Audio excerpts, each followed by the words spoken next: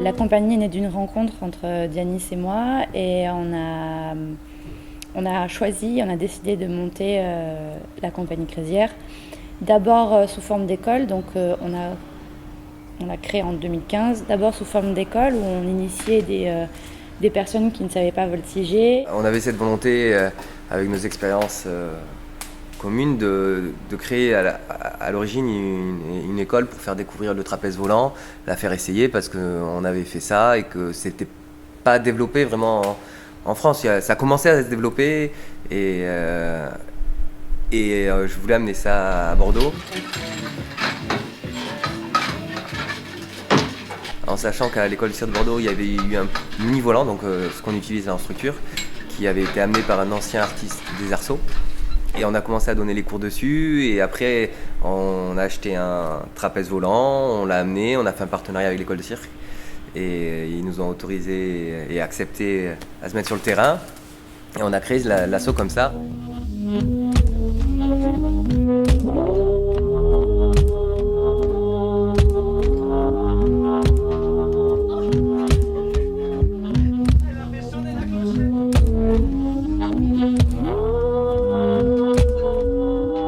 La compagnie, elle a 3 pôles.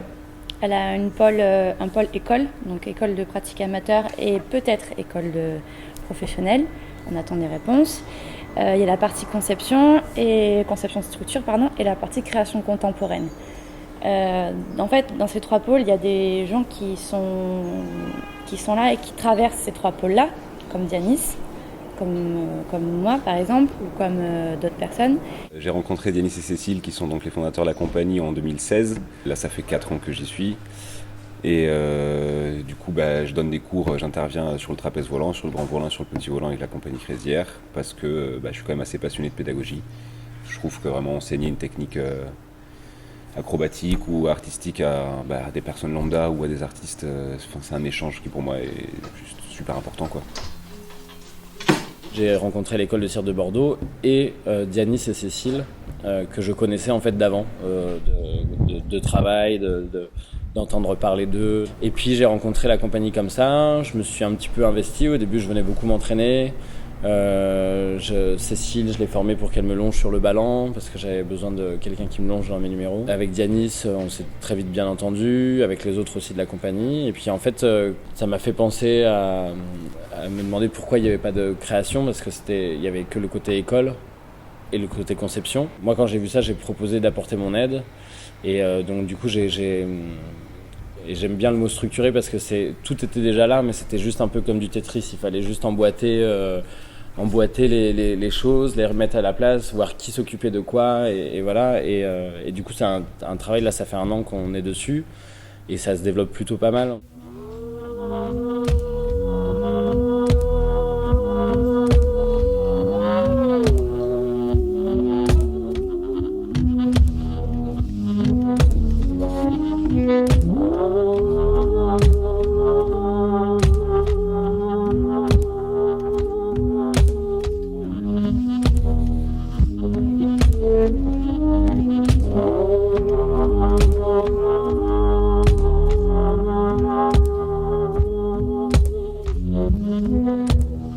Ce qui est intéressant, qui me tient à cœur dans cette structure-là, c'est que sur chaque portique de cette structure, il y a une pièce de l'ancienne structure des arceaux dont j'ai parlé tout à l'heure. On a récupéré des parties de leur structure qui qui aujourd'hui n'existe plus. Sur chaque portique, il y a une pièce là parce que c'était une volonté de notre part, en sachant que notre co-metteur en scène pour notre création là, et un des arceaux aussi, je trouvais que ça faisait une belle boucle et que c'était aussi un peu à l'initiative de notre création. Dans la partie création, on est 7 artistes au plateau. On écrit en collectif, mais on a du regard extérieur, par exemple de Franck Michel des Arceaux. On a un peu travaillé tous, plus ou moins, à différents moments de notre vie sur la structure de Kayassine, qui est une des premières structures de grands volants qui a voyagé vraiment à l'international. L'histoire, elle vient de là, en fait. Elle vient d'une structure des Arceaux qu'on a donnée à la compagnie Crazy Air, qui, au moment du démontage, qui était à la test pour la ramener à Bordeaux, elle a chuté et il y avait quelqu'un dessus. Donc ça a été un choc et c'est de là que la création prend toute sa genèse, en fait, toute sa base, c'est là. Et c'est ce point de rencontre aussi où du coup on a quand même cette union pour se dire on veut parler de ça sans que ce soit explicite. Et qu'est-ce que ça nous a fait ressentir et pourquoi on va vers ça. Et le fait que du coup il y ait Franck qui soit là, qui est quand même un des entre guillemets propriétaires de cet objet-là et de la scène du trapèze volant. Comment avec son regard à lui et nos intentions et nos manières de travailler individuelles à chacun, comment notre collectif il peut arriver à définir ce propos, à faire ressentir ces sensations qu'il y a eu à cet événement-là ou à des événements personnels par rapport à l'effondrement de quelque chose. Voilà. Et c'est là où du coup nous on travaille ça, le risque de chute, la peur, le rapport au vide et le rapport à tout ce que ça implique aussi dans un collectif, aussi dans une chute structurelle.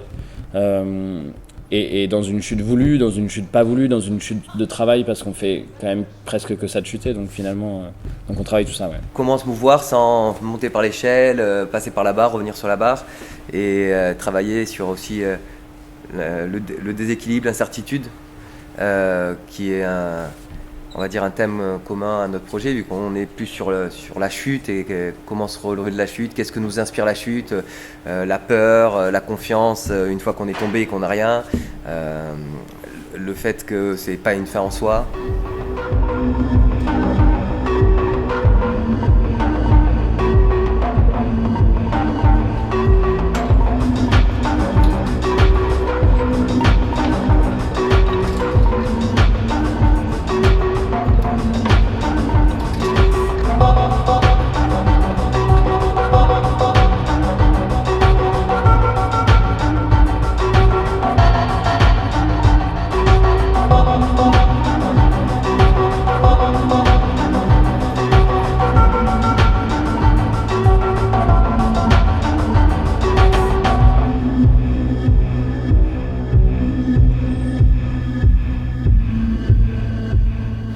Ce que je trouve personnellement très compliqué avec le trapèze volant, et c'est pour ça que j'ai bifurqué aussi sur le machinois, c'est que je trouve que c'est dur de parler autrement que par le biais du traditionnel avec le trapèze volant.